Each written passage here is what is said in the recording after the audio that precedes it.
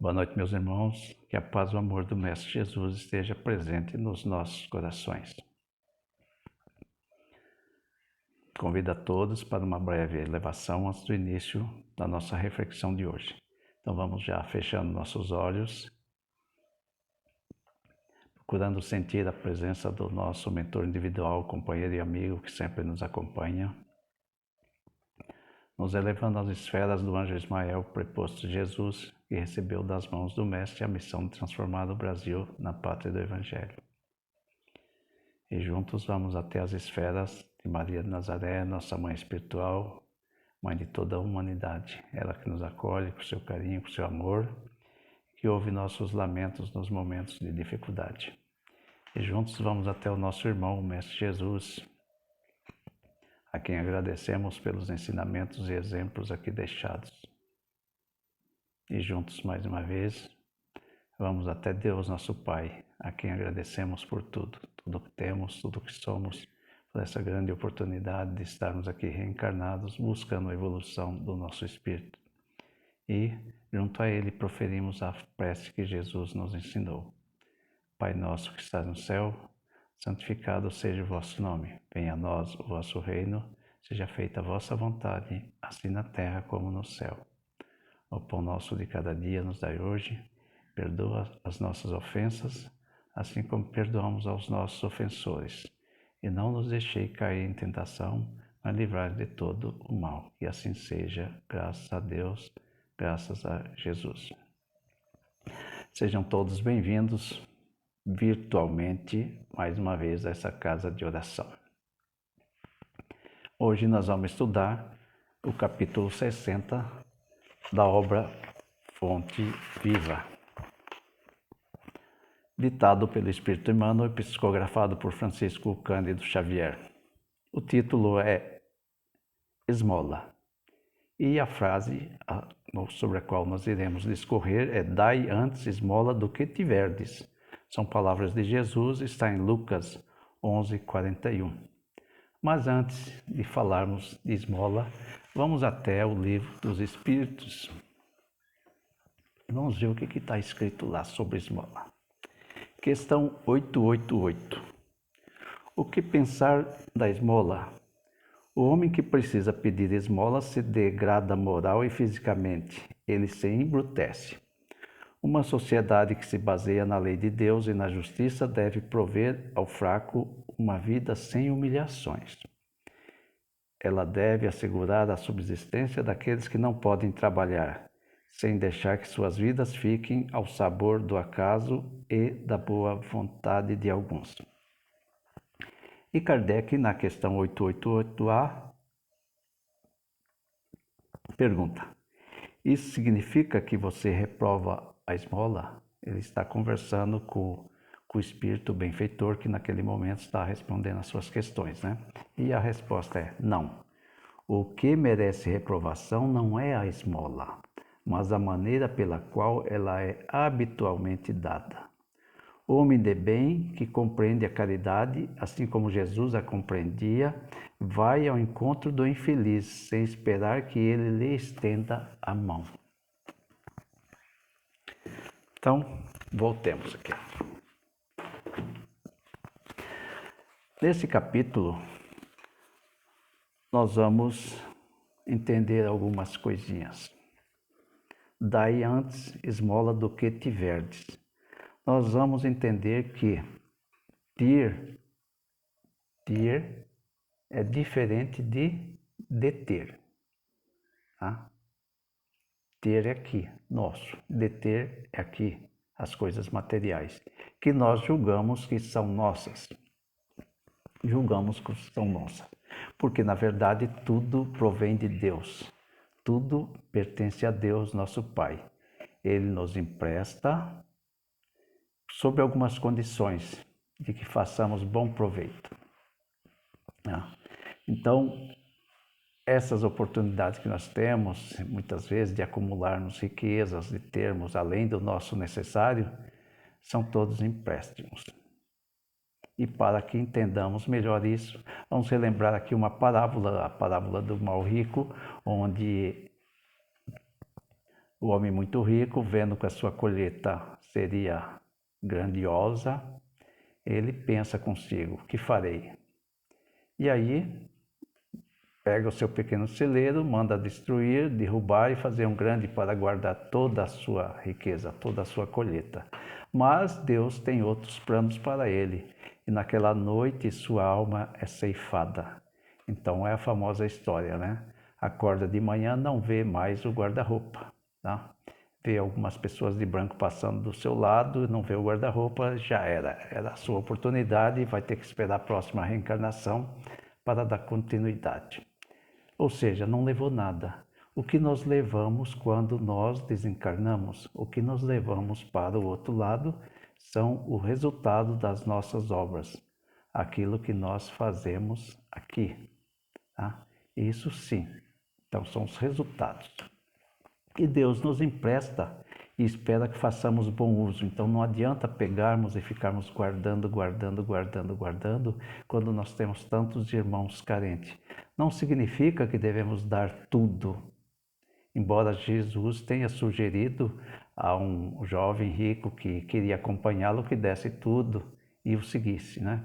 Ele só estava fazendo um teste para saber até que ponto esse jovem seria capaz de segui-lo.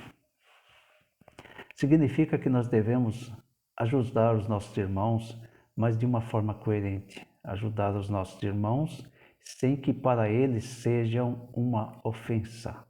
Nós precisamos ajudar o nosso irmão sem que ele sinta o peso, sem que ele se sinta na obrigação de estar retribuindo, de estar agradecendo, de estar nos considerando como seu grande benfeitor. Nós devemos ajudar os nossos irmãos nos momentos de necessidade. Lembrando ainda que as palavras de Jesus disse isso muitas vezes, né? Toda vez que vós amparais um dos meus pequeninos, um dos meus irmãos, é a mim que estarás fazendo. Então nós não estamos fazendo só uma caridade ao nosso irmão do lado, nós estamos fazendo uma caridade para o próprio Jesus. E a importância de como nós damos essa esmola, qual é a forma que nós fazemos? Vamos até o capítulo 13. No capítulo 13 do Evangelho segundo o Espiritismo, o título é: que a vossa mão esquerda não saiba o que dá a vossa mão direita. E eu peço licença para uma leitura, né, do primeiro item, que é fazer o bem sem ostentação. Nas palavras de Jesus: tomai cuidado de não fazer as vossas boas obras diante dos homens para serem vistas por eles. De outro modo, não recebereis a recompensa de vosso Pai que está no céu. Então, quando derdes esmolas, não façais soar as trombetas diante de vós, como fazem os hipócritas nas sinagogas e nas ruas, para serem honrados pelos homens. Eu vos digo em verdade que receberam sua recompensa. Mas quando derdes esmola, que a vossa mão esquerda não saiba o que dá a vossa mão direita, a fim de que a esmola esteja em segredo, e vosso Pai que vê o que se passa em segredo, dela vos entregará a recompensa. Está em São Mateus, capítulo 6, de 1 a 4. Né? Então, o que acontece? Era muito comum as pessoas darem esmola, tá? Darem das suas fortunas com uma intenção muitas vezes de comprar até o perdão dos seus pecados. E nesse mesmo capítulo, nós vamos ver Jesus sentado lá no templo, sentado junto ao local das oferendas, só observando. Um chega e dá muito, outro dá mais ainda. E eles vão doando, fazendo as doações. Num determinado momento, uma senhora, uma viúva, se aproxima e, abrindo sua bolsa, pega suas 2 únicas moedas e lá deposita. Jesus, um observador, não perdeu a oportunidade de nos passar mais um ensinamento. Então ele se vira aos seus discípulos e diz a eles: vê essa senhora? Ela deu muito mais do que todos os demais. Ela deu da sua indigência, da sua necessidade. Essa senhora deu da sua necessidade. Então, é uma forma de pensarmos como estamos fazendo as nossas doações. porque muitas vezes nós achamos que doando alimentos, deixando alguns alimentos para serem preparados cestas básicas para nossos irmãos mais necessitados, nós já estamos fazendo muito. Nem conhecemos as pessoas para quem nós doamos. Tá? E, felizmente, nós temos os nossos irmãos mais preocupados, que juntam todas as nossas doações e as transformam num alimento e levam até essas pessoas. Nós precisamos fazer o bem, mas sem ostentação. Nós não precisamos ficar esperando recompensa. A nossa recompensa, ela não está aqui. A nossa recompensa está num outro local, no reino dos céus. É lá onde serão pesadas as nossas obras. É o que teremos que passar. Vamos lá ver o que nós fizemos enquanto estávamos aqui na terra. Mas o que nós temos e o que nós detemos?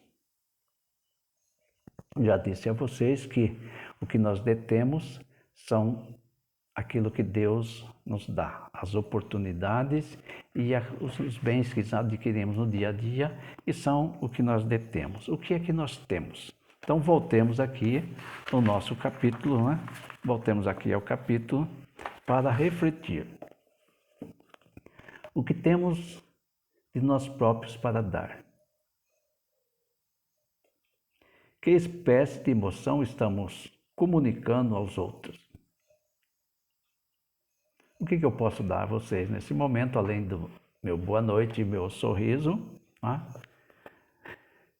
Que espécie de emoção estou comunicando a vocês? Nesse momento eu estou passando a vocês um carinho, tentando passar algumas informações e espero que vocês estejam fazendo um bom proveito. Que reações nós provocamos no próximo? Quando eu me dirijo ao meu irmão, qual a reação que eu provoco nele? De ira, de aborrecimento, de agradecimento? Qual a reação que esse meu irmão tem? Não. Que distribuímos com os nossos companheiros de luta diária? O que eu levo aos meus irmãos diariamente? Palavras de conforto, eu levo uma ajuda, eu levo um pouco da minha fé, para que ele também consiga desenvolver a sua própria fé. O que eu levo? Qual o estoque dos nossos sentimentos? Meu sentimento. Quanto eu tenho de amor dentro do meu peito? Quanto eu tenho de caridade? Quanto eu tenho de sentimento de aceitação do meu irmão da forma como ele é? Eu tenho sentimento de perdão, saber perdoar o meu irmão quando se faz necessário? Da mesma forma como eu gostaria de ser perdoado, né? Porque é sempre assim, nós queremos ser perdoados, mas nós esquecemos que devemos dar o perdão. Que tipo de reações espalhamos? Qual o tipo de reação que nós espalhamos? Nós vamos a um local e deixamos ele mais tranquilo, ou nós deixamos esse local agitado? Nós vamos a um local e ajudamos a apaziguar os ânimos, ou nós incentivamos mais ainda uma discórdia? Então, vejamos. Lá no último parágrafo, nós temos o aviso do instrutor divino nas anotações de Lucas significa dar a esmola de vossa vida íntima. É o que nós temos. Ajudai por vós mesmos, espalhai alegria e bom ânimo, oportunidade de crescimento e elevação com os nossos semelhantes. Sede irmãos dedicados ao próximo, porque em verdade o amor que se irradia em bênçãos de felicidade e trabalho, paz e confiança é sempre a dádiva maior de todas. Precisamos refletir muito bem sobre isso, porque a caridade material, ela nos parece uma caridade mais fácil. Se nós temos, nós fazemos a caridade material. Não deixa de haver uma certa justiça nessa caridade material, porque vai, no momento, apaziguar a fome do nosso irmão, vai vestir o nosso irmão. Mas a caridade moral, sim, essa é o que nós temos, a caridade moral. São aquelas palavras de conforto, de alívio, são aquelas palavras de carinho, são a ajuda de você ajudar um idoso, seja atravessar a rua, seja dar um banho, seja ajudar um doente, alimentar, uma pessoa que não consegue se alimentar sozinho. Esta sim é o que nós temos, é o amor que nós temos, é o que nós temos que é nosso, que nós desenvolvemos, virtudes que nós desenvolvemos para que ajudemos o nosso irmão. Que possamos então tirar uma reflexão desse nosso assunto de hoje, para que possamos cada vez mais nos tornarmos melhores. Tornar esse planeta, a humanidade melhor, fazer com que haja menos sofrimento nesse planeta, entre os nossos irmãos. E que possamos todos um dia alcançar o reino dos céus, o reino tão prometido por Jesus. Fiquem todos com Deus e agora convido-os para uma breve vibração. Então vamos mais uma vez fechando nossos olhos, serenando nossos pensamentos, que deixamos sair dos nossos corações nossos melhores sentimentos, que essas energias todas entregues ao plano espiritual maior possam ser utilizadas em qualquer ponto do universo, sempre em favor dos nossos irmãos mais necessitados. Vibremos pela paz universal, pela paz no nosso planeta Terra. Vibremos por todos os continentes, lembrando que muitos deles, nossos irmãos, tanto sofrem. Vibremos por todos os países, países que se encontram em guerra e países que se preparam para novas guerras. Por todas as cidades, que se diminua a violência entre os homens. Pelos hospitais, os doentes que já estão, os doentes estão em suas casas. Pelos asilos, pelas creches, pelos orfanatos, pelos nossos irmãos nos presídios, nossos irmãos nas calçadas. Vibremos por todos os lares, pelos lares em desarmonia. Vibremos pelos nossos amigos, nossos inimigos, por todos os nossos familiares, filhos e netos, presentes ou ausentes, e pedimos licença para vibrarmos também por nós mesmos, que tenhamos sempre a paz e o amor do Mestre Jesus nos nossos corações. Que assim seja. Graças a Deus.